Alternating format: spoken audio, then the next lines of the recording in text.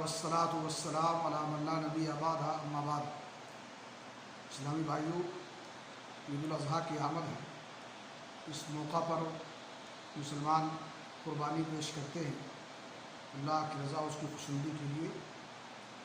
قربانی جن جانوروں کی ثابت ہے وہ اونٹ، اونٹنی، بیل، گائے، بھیڑ، بھیڑی، بکرا اور بکری ہیں، جنہیں بہیمۃ الانعام کہا جاتا ہے، اور ان کی عمر یہ ہو کہ وہ 2 دانت والے ہو جائیں، جیسا کہ صحیح مسلم شریف کی حدیث ہے۔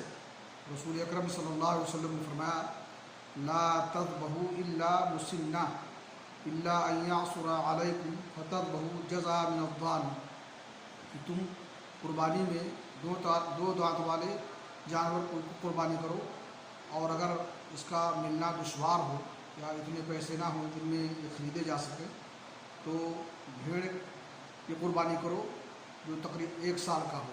جزع من الضان کے بارے میں مختلف اقوال ہیں۔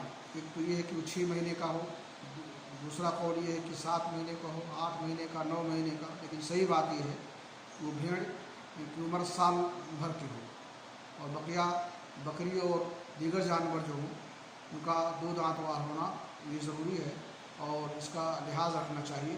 اللہ رب العالمین سے دعا ہے کہ اللہ تعالیٰ ہمیں قربانی کرنے کی توفیق عطا فرمائے، اور ہم قربانیاں اللہ کی رضا اس کی خوشنودی کے لیے کریں، ریا و نمود سے بچیں۔ وآخر دعوانا الحمدللہ رب العالمین۔